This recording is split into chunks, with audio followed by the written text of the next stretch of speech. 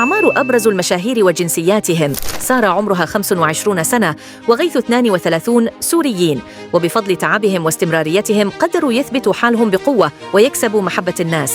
نارين عمرها 24 سنة وهي كردية، ورغم صغر سنها حققت شهرة كبيرة.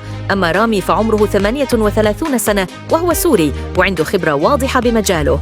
نور ستارز عمرها 27 سنة وهي عراقية، وكريم عمره 30 سنة إماراتي، ثنائي معروف كتير وحضورهم ملفت ودائما تحت الضوء. شيرين عمرها 21 سنة وهي كردية، وأسامة عمره 28 سنة سوري، وكل واحد فيهم عم يشق طريقه بطريقته الخاصة.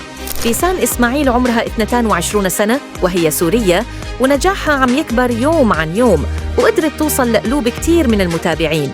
سيدرا عمرها 23 سنة وهي كردية، قمر الطائي عمرها 20 سنة عراقية، أنس عمره 32 سنة، وأصالة 27، الاثنين سوريين وحضورهم دايماً لافت بكل ظهور إلن، وقدروا يتركوا بصمة واضحة على السوشيال ميديا. وأخيراً لانا عمرها 20 سنة، ولين 19 سنة، الاثنين سوريات ولساتهم ببداية الطريق، والمستقبل قدامهم مليان فرص ونجاحات. برأيك مين من هالمشاهير قدر يحقق أكبر نجاح بعمره الصغير وليش؟